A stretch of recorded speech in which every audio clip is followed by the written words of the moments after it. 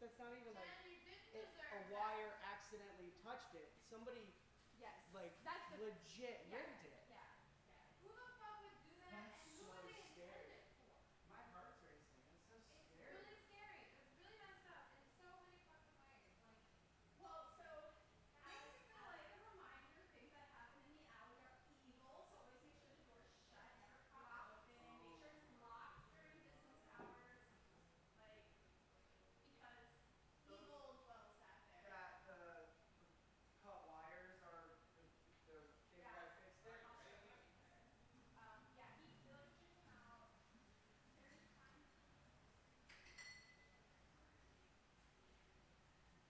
There's time.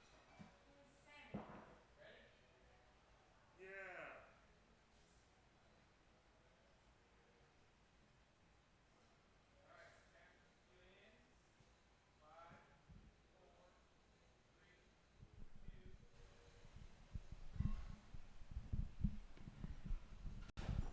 Hello there. Looks like we are live on the air.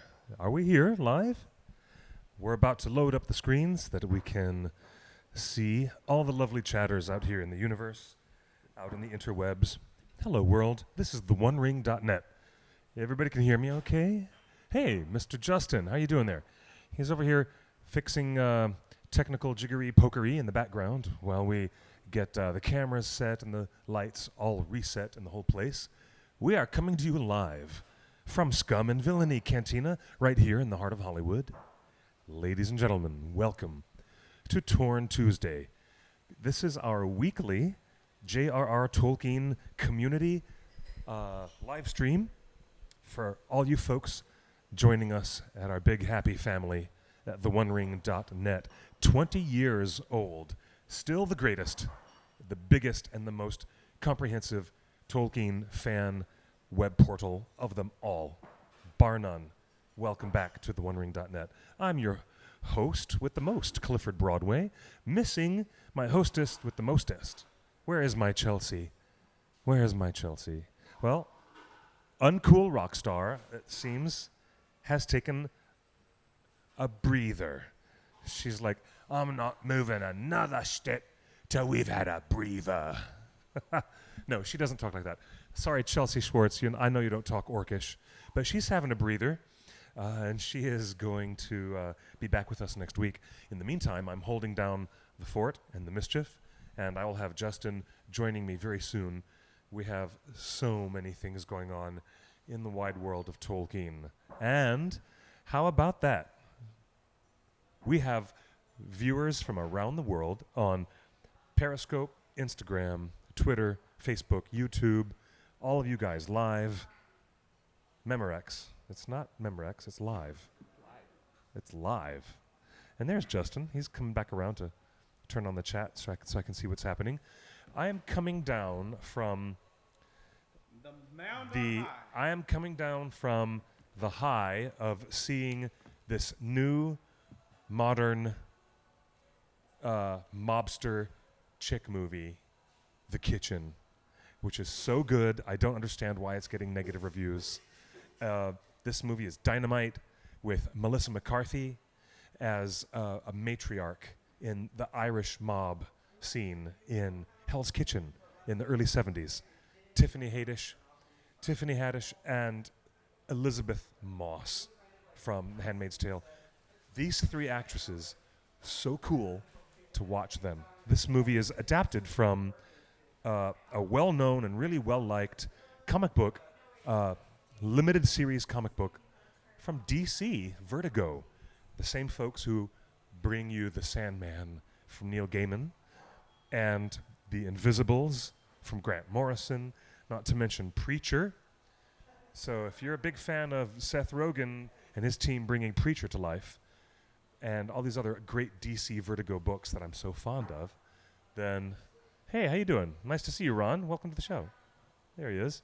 So there's so much good stuff going on, and Warner Brothers is taking the heat with a low opening weekend and a critical assault upon this film. Anyways, we're supposed to be talking about Lord of the Rings and what's happening in New Zealand and what Amazon Studios is doing, but I just had to take a minute to say, look, don't pay attention to the negative reviews.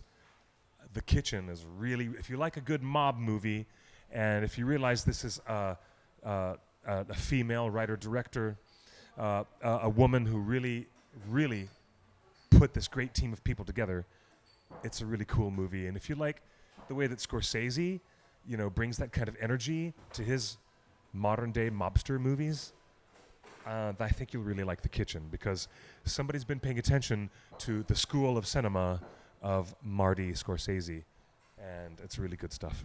Anyways, I'm done with my little rant there. Hey, Justin, how are you doing, sir? You doing good? He's being nonverbal. I'm going to hand him a microphone so he can talk to us. Here you go, Mr. Justin. You can have that ready.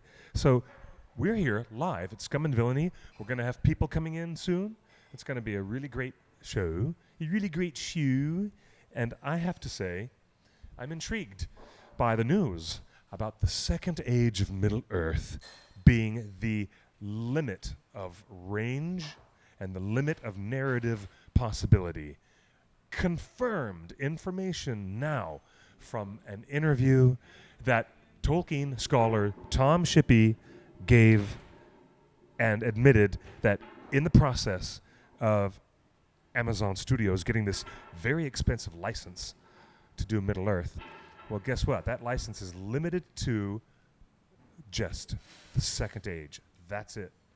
There's no other way you're going to get any first age or any second age tales at all. Hey there. How you doing? Good to see you. There's Nigel, there's Andrew, there's Laurel and Sarah. I can see all my friends here in the live chat. Glad to have you folks here on board. All right, let's talk about the fact. Anything from the first age is not within the realm of their license. How about that?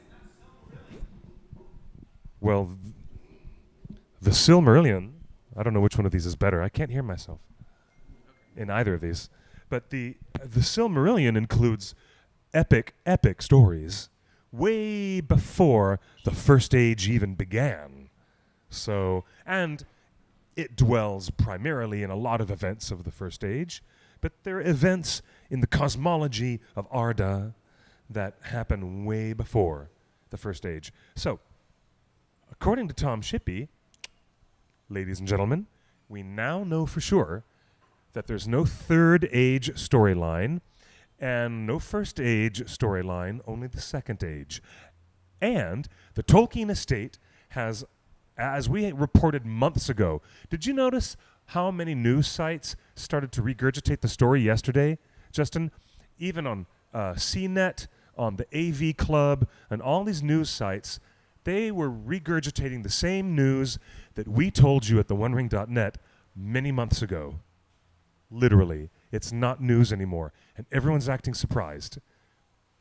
The estate of Professor J.R.R. Tolkien has power to stop the writers of making things that would ultimately alter the timeline of the Second Age. They cannot do that. They are bound by the terms of this contract.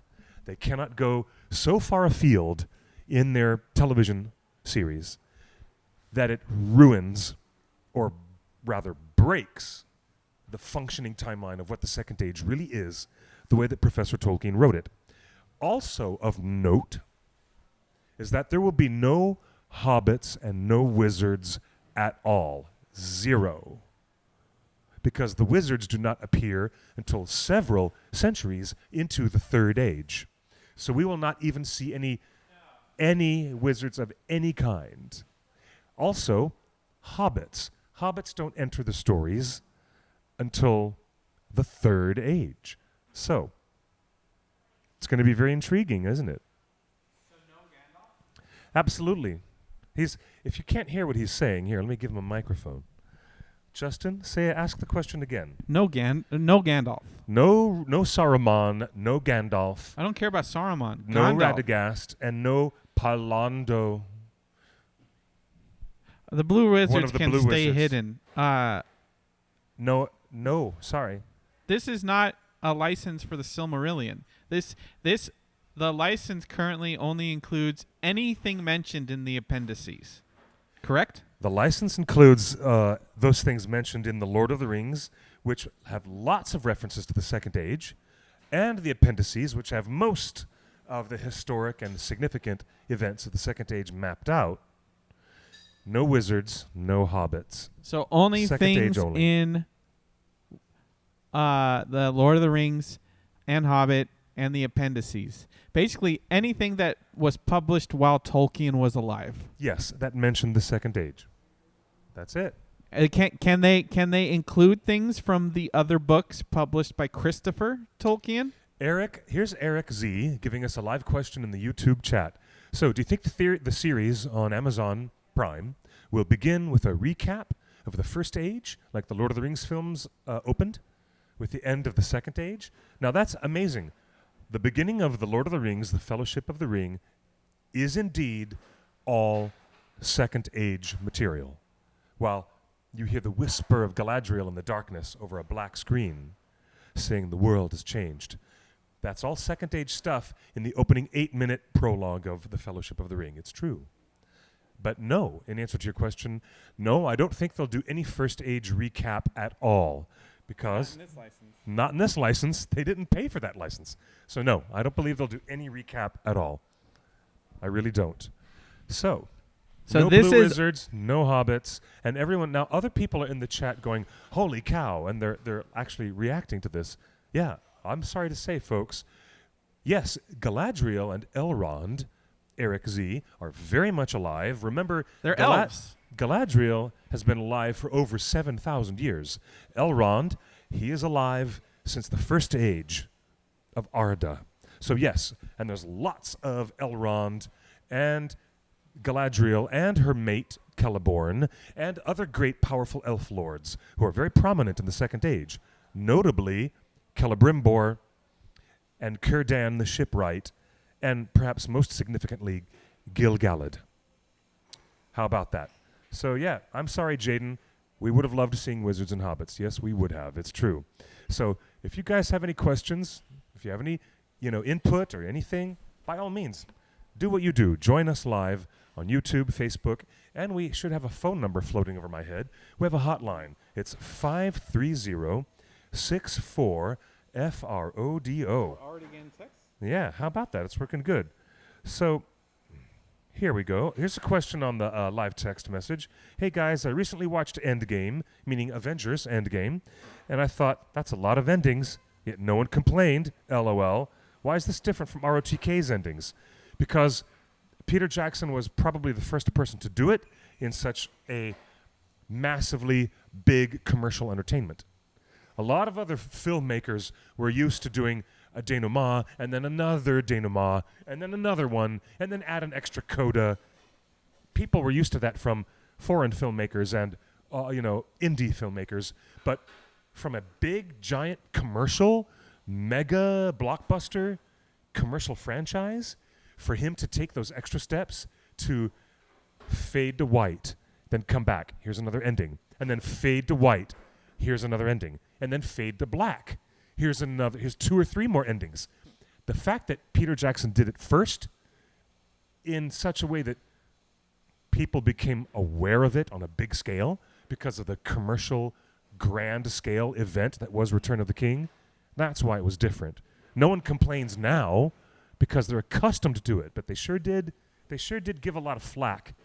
Peter Jackson took a lot of criticism and a lot of flack for all those extra codas and denouements. Did you ever read the original Lord of the Rings script from the guy that did Excalibur?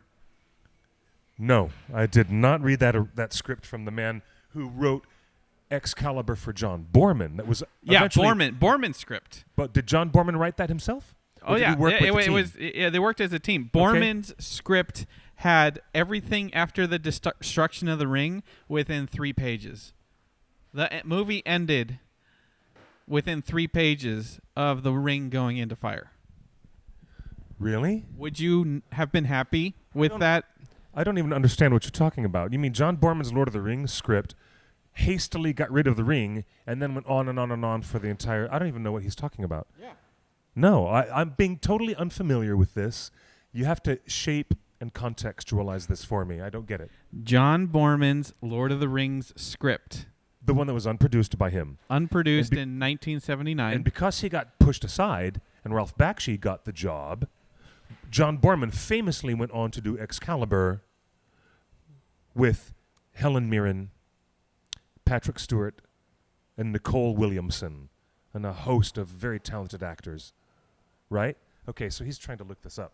But no, I did not ever read John Borman's Lord of the Rings script. I know that he got into it really deep, but then his project got shelved, and then Ralph Bakshi came up to do it, and that was released by United Artists in 1978, if I'm not mistaken. Helen says, hey, Hugo Weaving is nearly 60. That's okay. Elrond is thousands of years old. And if they're going to de-ageify Bobby De Niro and and people like that, then they can de-ageify Hugo Weaving. Don't worry about it. Okay. Young Aragorn was a good guess at the time, but just wrong. Actually, no, Andrew, in response to that question, Andrew Laubacker, the young Aragorn assertion was not wrong. It is now. It's wrong now, but at the time, that information was correct. They were steering the Amazon Prime series to be young Aragorn. There were multiple contractors across the world, in New Zealand and in America, who were all being asked to develop and their proposals based on young Aragorn. And Amazon Studios was accepting proposals from post-production and other creative people, all based on a young Aragorn slant. However, the influence of the news may have been so powerful, maybe it persuaded them to change course, and they decided to search through their story possibilities and go in another direction. But that's what happens. This is very liquid. Everything in the early stages of this kind of television production will be malleable. It will be liquid. And it will be expected to change and then rechange again, time and time again, before they ever get close to really making the first season viable and presentable. So, it was. We were correct for a while, and then we were no longer correct. And hey, you just got to roll with it, right? Okay. Wow. This is John Borman's script. Go ahead and read it aloud for everybody. Can you zoom in on this? Yeah. Wow. Well, this is page 90. All right. Boromir. Hold on. We are pulling up John Borman's unproduced script of Lord of the Rings. Okay. Let's see if I can zoom in on the top of this page here. There's a line of dialogue from Boromir which starts at the top of this page. I don't even know what this is. I'm dying to read this. I gotta get my hands on this now. Really. Okay. Hold on. Let's see what's happening in the chat. The chatters are all talking about what's happening in the Second Age. Melkor Morgoth could be mentioned. Yes, Morgoth is mentioned in The Lord of the Rings, but not shown directly. All right, I think will we see Gollum in the series? No, Eric, there's no Gollum. Because there were no hobbits, and there would be no Gollum in the Second Age at all. No halflings. Nope. No halflings. Honestly, I think that's a blessing for the TV show, so they don't have to worry about force perspective, size doubles. Yeah. And they don't have to worry about constantly walking in Peter's footsteps. Nigel Champion in the Facebook stream says, the idea is that you can't sum up the scale of that needed to happen at the end of the movie. The story does not end with the destruction of the ring. The ring is the essence of Sauron, and once it was destroyed, Sauron was truly destroyed. We needed to see how Middle-earth reacted and recovered from that evil.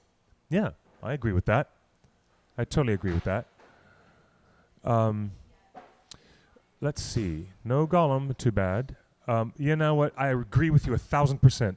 Kay Lynn Griffin says, I would have loved to see the Scouring of the Shire. Yeah, we all wanted to see the Scouring of the Shire. We really, really, really did. Ents. Yeah, there could be Ents. I like that. I like that suggestion. There could be Ents. Okay, here we go. I would love that. Okay, now, here, let's digress. Ha ha ha.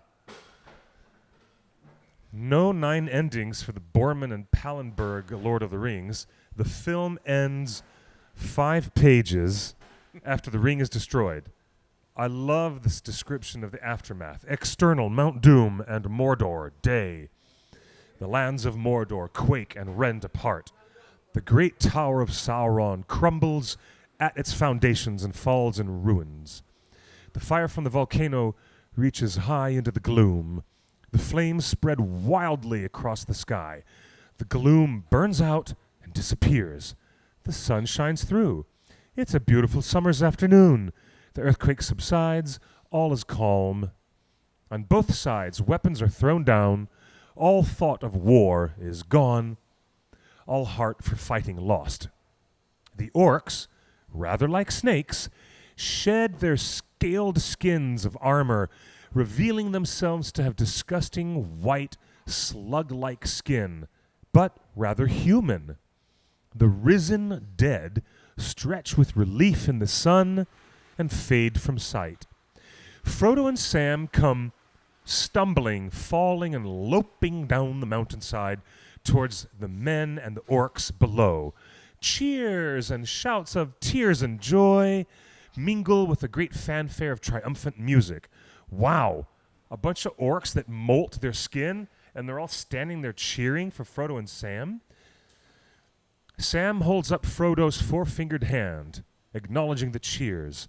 A path opens up in the ragged ranks of men and orcs, through which comes Aragorn, crowned and glorious. In his train are the Chosen, with Merry and Pippin carrying the effigy of Frodo. Oh gosh, this is a bit of weirdness. This is John Borman's weirdness. He ends the movie that quickly. That's bizarre. That's so weird. Boromir's end? Okay, this is how Boromir meets his end on page 50. Boromir says, "Then let force of arms decide." He snatches one half of the sword from Aragorn's belt, and Aragorn angrily draws the other. They match up to each other, and at the first clash, there is a flash of light. Ooh. They stop, momentarily blinded. Arwen appears between them. She holds out her hands, touching their foreheads. They bend their knees and bow their swords in homage to her. Peace. The quest must not fail in the quarrels of the fellowship. Each of you shall bear one half of the sword that was broken. Boromir and Aragorn bend the two sword halves to her. She kisses each blade on their keen edges. She looks up, and there's blood on her lips. She goes first to Aragorn and kisses his mouth, then to Boromir and kisses his? What is this Arwen doing with bloody lips kissing Boromir? What is going on with this? You never read this? I've never read this. You've produced Ringer's Lord of the Fans. You looked at the history of Lord of the Rings fandom for the last 75 years, and you've never read John Borman's We script? investigated John Borman's production for a year and a half. This script was nowhere to be found. It was nowhere to be seen. Her blood is on their blades and on their mouths. Oh my God, what the hell is this? Thank God that John Borman did not. Any of you people who are complaining about what Ralph Bakshi did with his Lord of the Rings, would you have rathered this garbage? All of you naysayers can now officially sit down and shut up. Ralph Bakshi was a genius. Ralph Bakshi paid proper honor to the professor, even when his animation style went all psychedelic, even when the word Saruman changed to Aruman and they dropped the S, even when the things got really loopy, Ralph Bakshi never did anything like this garbage. So y'all better be grateful that you got what you got back in the 70s. Do you know why? Let me finish that thought.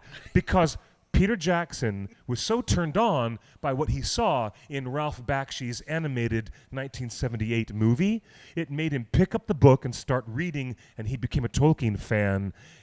It's all connected. If John Borman had gotten away with this garbage, you might not have had the Lord of the Rings that you ended up getting from Peter Jackson. Causal, connect the dots. This is called artistic causality. Chaos theory. It's artistic causality. I'm telling you. This is how you connect the dots artistically from one director to another director to another director. Continuing with this terrifying thing. The two men bend their knees and kiss the thighs of her dress. They are both deeply moved. Boromir weeps openly, and a tear starts out of Aragorn's gray eyes. They rise up, and Boromir kisses Aragorn's mouth. They then turn back to Arwen, but she is gone. Frodo watches in awe. The embers glow. Boromir and Aragorn resume their watches, pacing the perimeter of the camp. Wow. This is on page 50. That's insane. Do you guys believe that? I can't believe I'm getting a live reaction of you reading Borman, the infamous. You never could find this? We couldn't find it. We could not find it. At the time, the internet wasn't what it is today. Boy, that's a shocking surprise. Okay. I hope that you folks in the live chat with me are simpatico with me, because that is truly disturbing. Truly disturbing. Nigel says, can we also bring up the BS backlash on the unsatisfied ending of Game of Thrones? Nah, we talked about the unsatisfying ending of Game of Thrones for weeks and weeks. Well, I'm done talking about Game of Thrones. What I'd rather talk about is The Lord of the Rings that never was. Okay? That is an example of not doing J.R.R. Tolkien justice. So you've got to wonder. John Borman is a great director. He is very, very talented. His Excalibur turned out to be wonderful and is a classic. His King Arthur film, yeah, pick it up.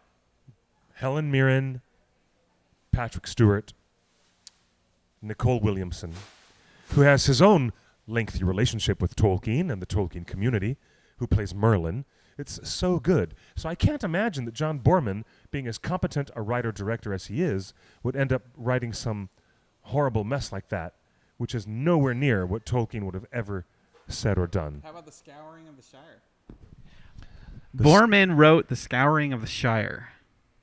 Something that Peter Jackson did not give us in the final edit, but he did film it. Here's some more. Do we have to do this? Hi no, there. you don't have to read John Borman's script, but I just wanted to bring this up because many have tried over the years. Kristen Adams says he's a hero now in hindsight. Yeah. Ralph Bakshi is a hero to me for being the very first director to take on The Lord of the Rings. And even though the studio, United Artists, screwed him over and he never got to make part 2, like he thought he was going to make part 2, he did what he did. And it's actually a lot of my friends say, I love this. I kind of prefer this. I've got a lot of friends who I've introduced them, never seen the Ralph Bakshi stuff before, and they're always impressed by it. We just got a text saying Batman versus Superman Dawn of Justice copied that ending you just described with the glowing spear of destiny. Really? If I recall correctly, the glowing spear of destiny breaks up and the heroes split it. Batman and Wonder Woman? No. In Batman versus Superman, Dawn of Justice? Yeah. I've tried so hard to leave that one behind, but actually there's I remember something to do with a MacGuffin that was a scepter. Do you guys remember that?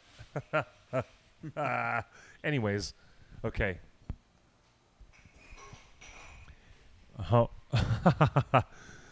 I'm getting back to the live chat because I want to see. I do. Yes, Troy. I agree. Thank you, Troy. Nice to see you on the show. I would love to get Mr. Bakshi live on this show. Yes, Orion's Angel. I had a difficult interview with Ralph Bakshi. It was difficult, but it was really worth it. And I think you guys should search search on theonering.net or just do a Google search and type in the name Ralph Bakshi, A Legacy Uncloaked, and you'll see my my big Sunday morning magazine piece. It's a big profile. It's a big profile piece on Mr. Bakshi. It was a great interview, but boy, it was touch and go. Wasn't it, Justin? Mm-hmm. At certain times? Yes. The double MacGuffin. The Scouring of the Shire is something that the Scouring of the Shire belonged in the story because it is the professor reminding us of the threat of the outside world and the threat of other people and their chaos and their violence and their wars and the things that they're doing to destroy the earth. You can turn a blind eye to it for only so long before the war actually comes to your home and comes to your front door.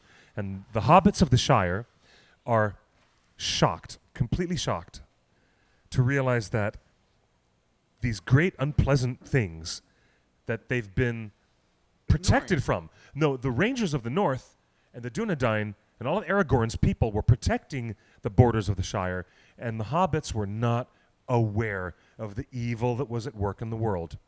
And they lived a little insular life. So the Scouring of the Shire serves, the very important narrative purpose of reminding you that insular attitudes are not always the best, and an insular way of living without being aware of the outside world is not necessarily the best way to go. Just saying. Because you can ignore the evils of the world, but they'll come right up and beat a path to your door, and then you've got to set things right. That's what Tolkien really, really wanted to stress. So I've always found that disappointing, that the Scouring of the Shire is never shown in any animated or live-action version of The Lord of the Rings. It just never happens. It never happens. I wish it would. And that is true. Flash forward in the movie, but there's when more he's looking footage. in the mirror of Galadriel. Right, but there is more footage. Cliff, you've seen that picture of Frodo looking old and weird, like post-Ring Gollum Frodo? Yes. Yeah, so I they filmed remember a that. bunch of stuff. Okay, yeah, the stuff that we've never seen. Okay, just for a last taste. Hello, Jen. Jen says that John Borman's Lord of the Rings sounds like rubbish now. Get it away from me. Did you like Excalibur? First, let's start there. Did you like Excalibur? Very much. I really, really, really enjoyed Excalibur. It is a love and hate movie. You either really love it or you really hate it. Excalibur has so much going for it. The use of Carl Orff, the classical music, the use of unbelievably talented young Shakespearean actress Helen Mirren and Patrick Stewart. So this is the movie that he discovered Liam Neeson and Patrick Stewart. They got their first film jobs working for John Borman on this Arthurian legend film. So I'm really surprised to see the garbage quality of this Lord of the Rings script when and there's a big filmography of other John Borman films, like Harrison Ford in The Mosquito Coast. All these movies are great. They're worth looking into, but that's why I'm surprised at this. But anyways, yeah. Anyways, let's continue, okay? I've got to see this. So this is John Borman's Scouring of the Shire. Celebrations continue. The various military bands are now stationary, but still playing. And around them, groups of men and women dance and sing. Stalls have been set up and people are trading. Legless veterans beg by the wayside. Aragorn sits on an improvised throne on a raised platform. Éowyn is at his side. What? They are surrounded and pressed upon by citizens with petitions and complaints. Scrolls are thrust forward as people clamor for a hearing. Aragorn reads a parchment using a glass as he seems a little long-sighted. Pippin the jester and Merry, acting as page in waiting to Éowyn, yawn with boredom. Frodo, Sam, and Gandalf, and that is spelled Grandolph with an R. Oh my God, guys. He spelled Grandolph with an R. Okay. Frodo, Sam, and Grandolph pass the scene trying to catch the eye of their former comrades, but Aragorn is much too involved. However, going on to page 174, oh my God, this script is 174 pages? Oh my God.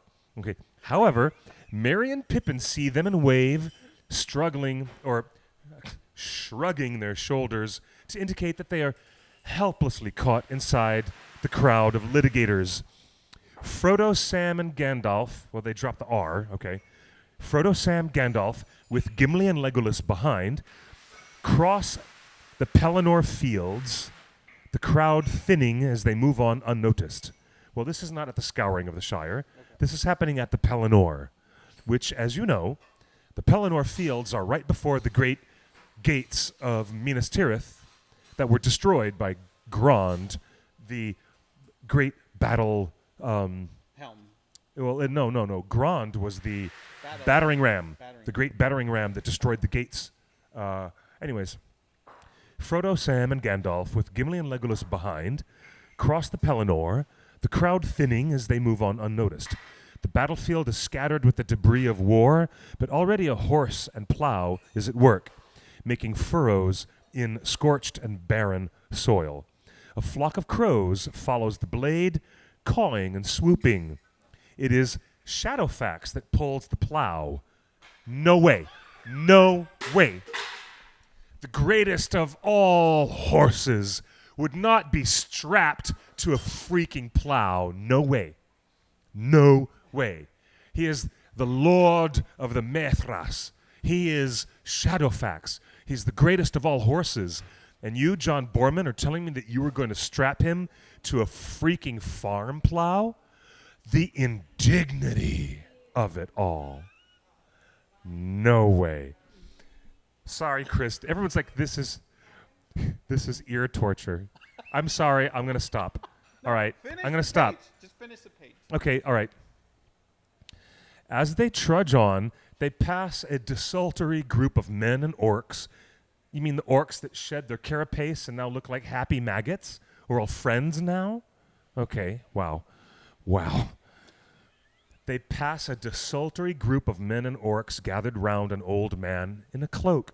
He is squatting on the ground, playing a sleight of hand game of cups and the pea. He has 3 helmets instead of cups, and he uses a marble. Or is it an eyeball? The man glances up with an apologetic smile. It is Saruman. Oh my God, please stop. And here's the last sentence. Gandalf shakes his head, just like we are, ladies and gentlemen. Gandalf shakes his head, despairing of Saruman.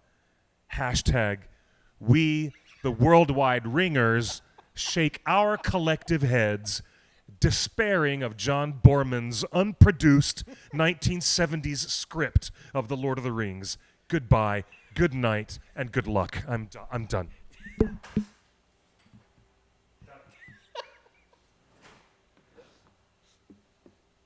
Yeah, just to reiterate, you've never seen this.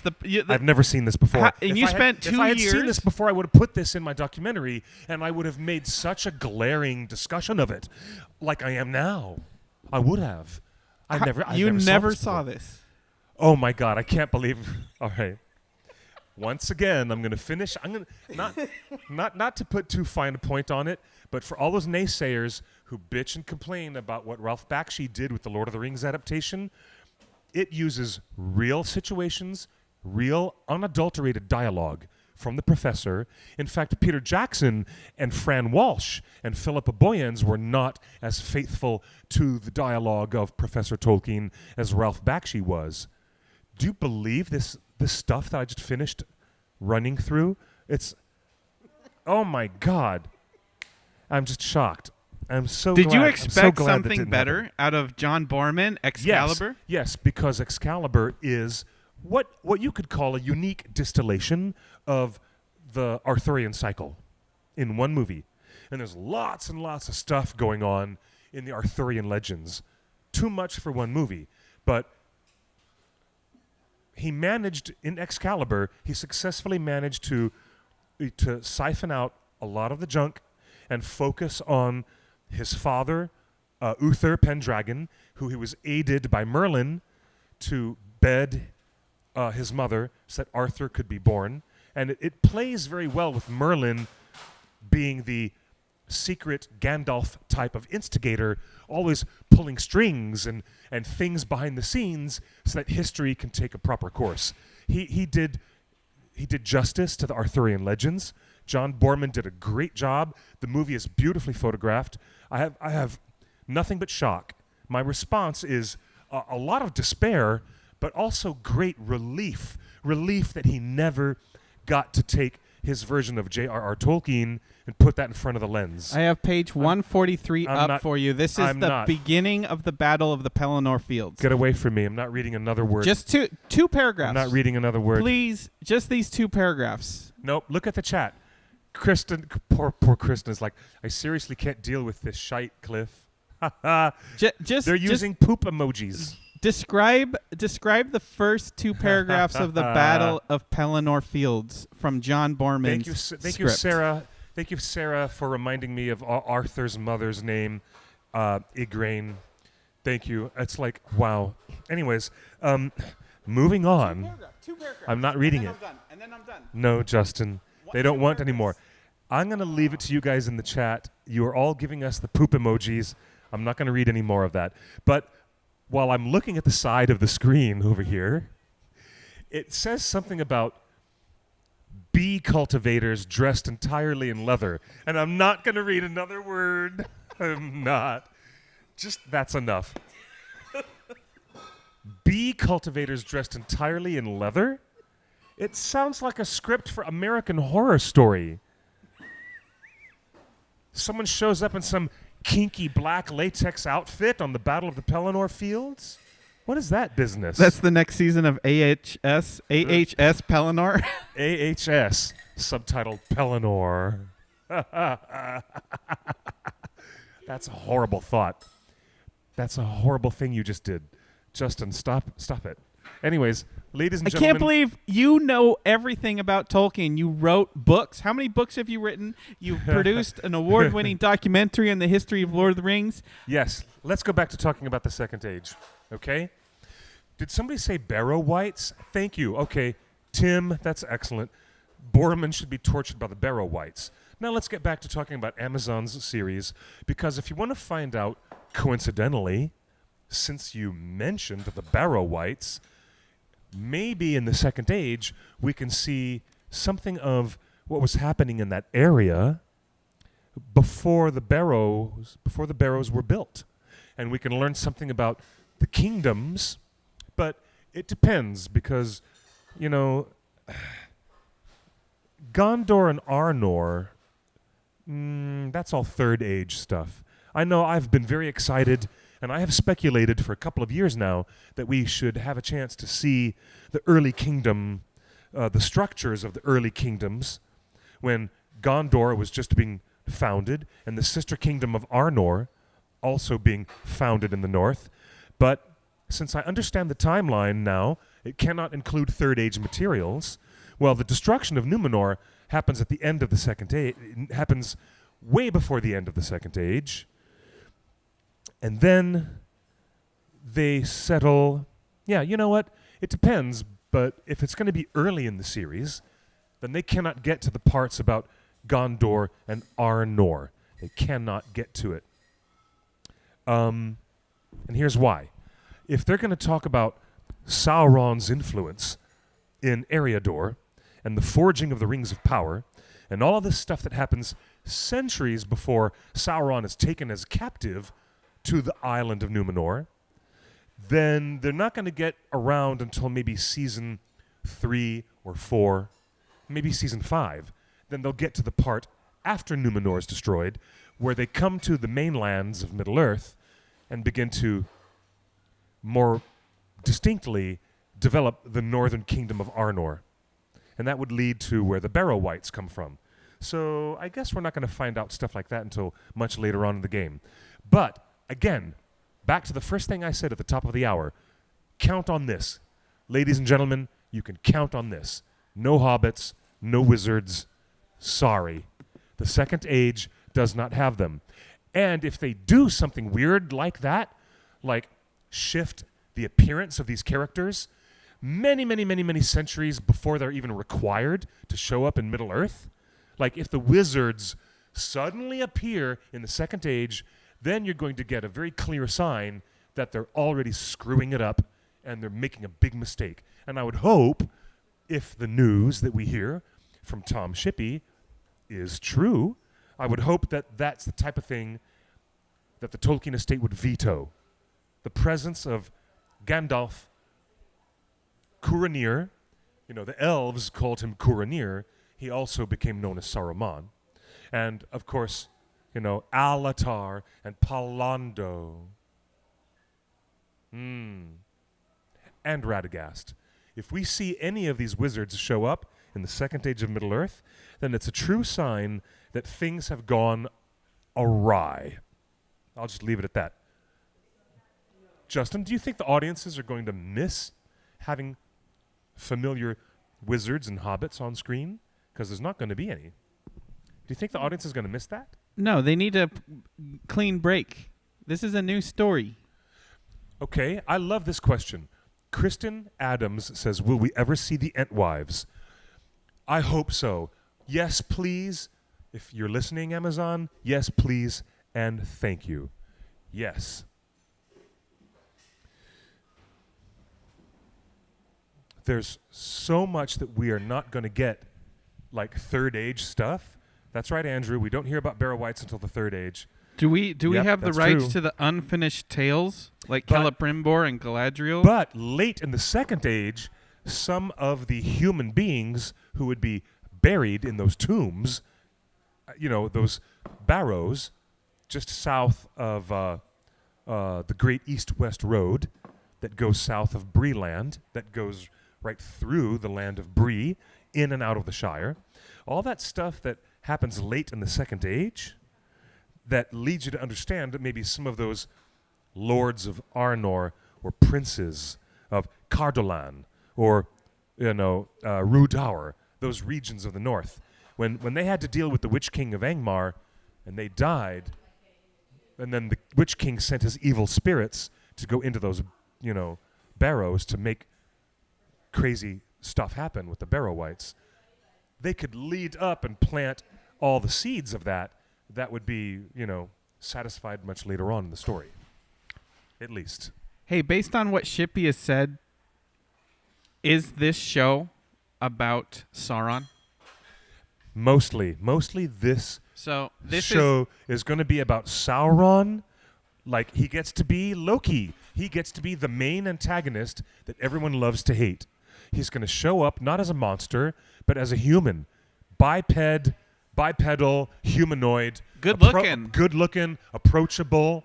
Funny. Ready to fool you, ready to trick you with his wily ways. So, yeah, one of the main draws of this whole series is going to be Sauron being the centerpiece character of the whole thing. Do they not call him Sauron? Of course they call him Sauron when they know who he is. If they don't know who he is, he presents himself under the fake name, the alias of Anatar, the giver of gifts.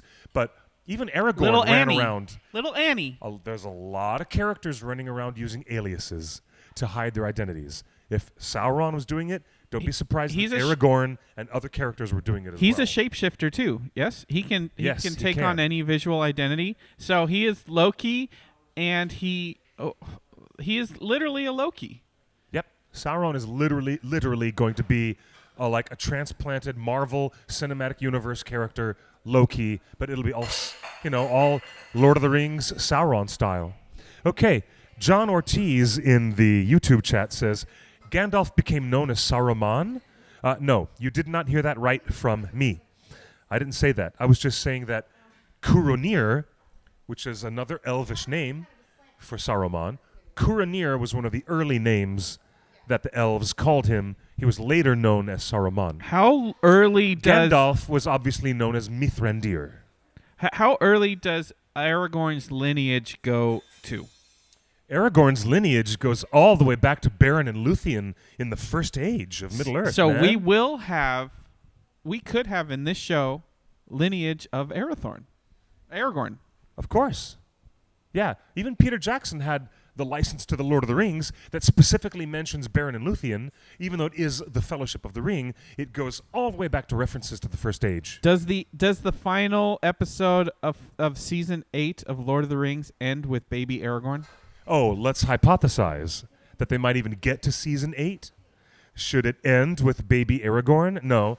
Hypothetically, if they get as far as like 8 seasons, the very last shot should be, them marching to war in the last alliance of elves and men and just chopping the finger. As soon as that finger gets chopped off Sauron's finger, that's it. Cut to black. That's it. No extra endings. No 7 or 8 fade to white and then fade up again. Extra endings. Just cut the ring off of his finger. That's it. That's the end of Amazon's series. Because that's the end of the Second Age. The end of the Second Age happens at the end of that battle when Sauron is defeated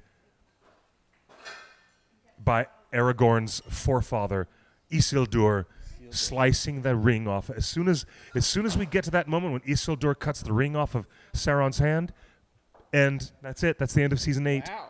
I'm just this is a hypothetical, kids, obviously. That's the framework that they have. That's the license that they have, correct? That's the license that they have from the foundations of Numenor, Sauron arriving in Numenor to the beginning of Lord of the Rings with Isildur cutting off the ring and being influenced by it. They have promised over and over again they're not going to retell the story that Peter told. So why don't they just bring it up to that point and then they're done. That's it. Okay. Someone sent a text message to the hotline saying Borman was just clearly using characters as chess pieces and not true characters with purpose. Yeah? That seems like he had completely lost sight of what his character was. Cliff, I forgot to mention, the first page of John Borman's script is dated 1970. Yeah. Yeah, because at that time they were even talking to the Beatles, and John, Paul, Ringo, and George were all excited to be in the Lord of the Rings in the late 60s. Do you think Tolkien read this?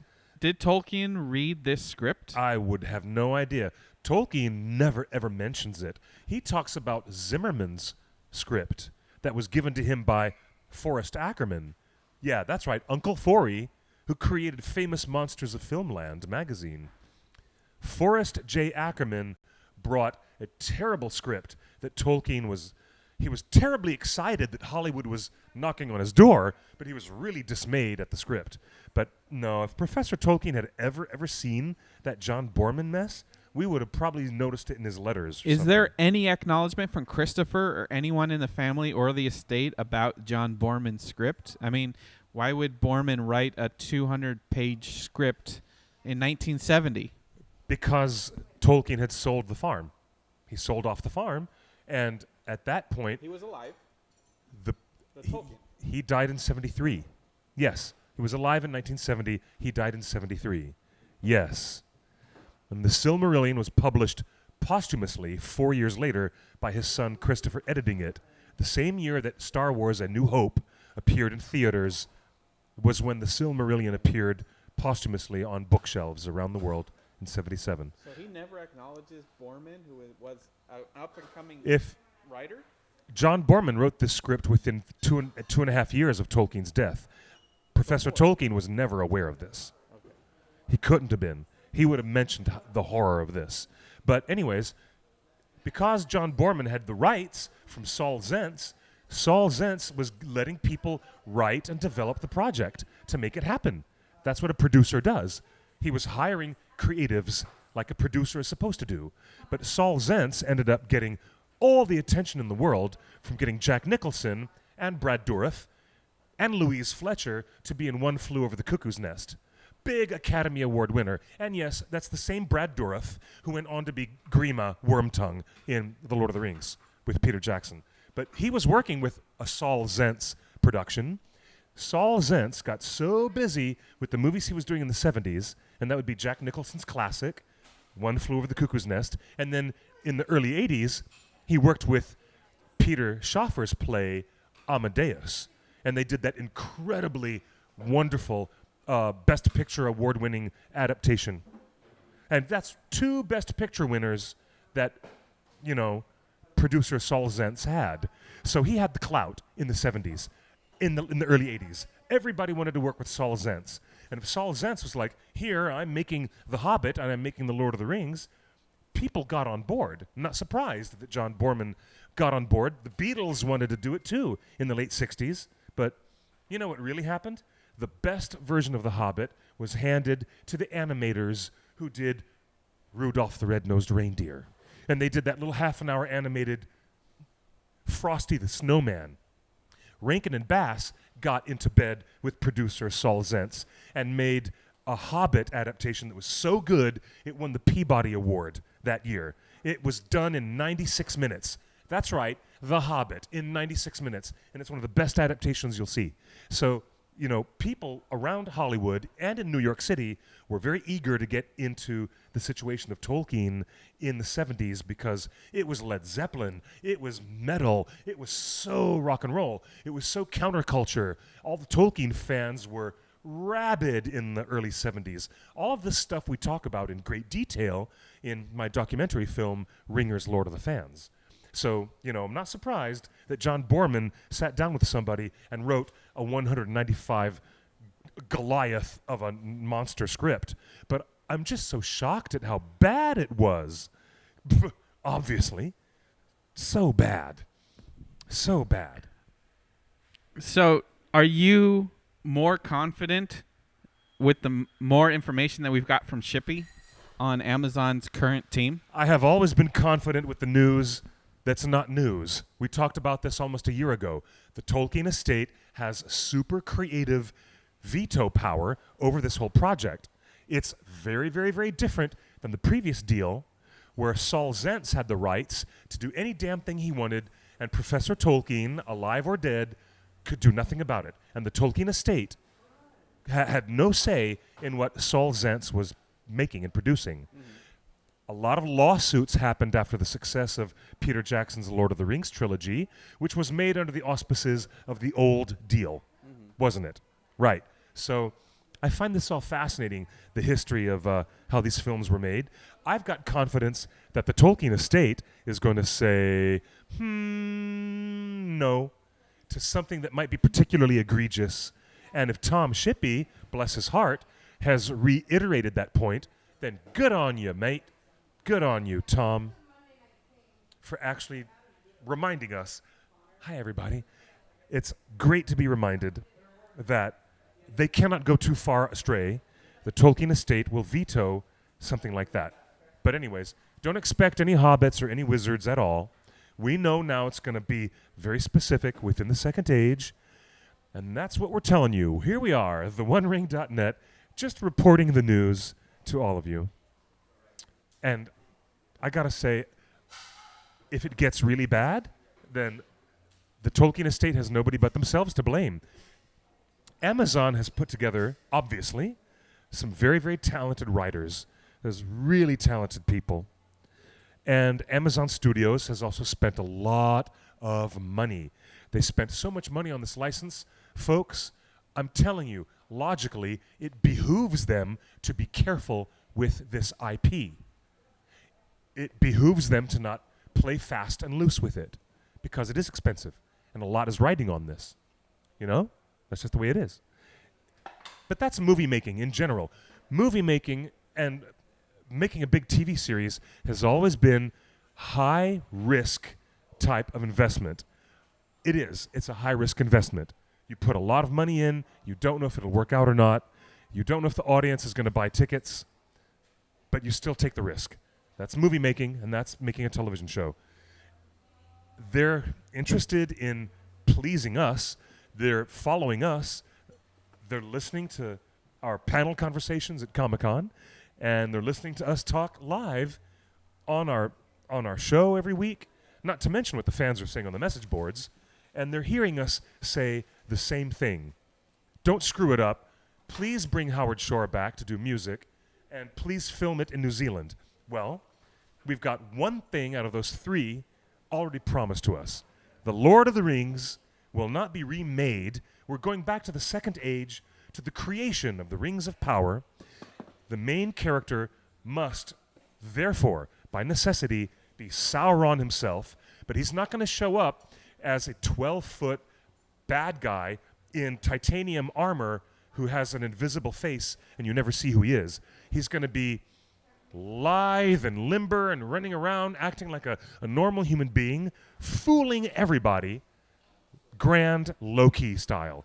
Loki, the god of mischief, is as close as an analogy I can give you to Sauron the Deceiver. The way that Amazon Studios is going to present him, I think it would be some kind of a critical mistake if they don't give us that delicious mischief-making flavor of Loki. That's kind of what I'm going to guarantee you that the show will be successful if it is Sauron-centric through and through, and we start to relate to him in a totally different way.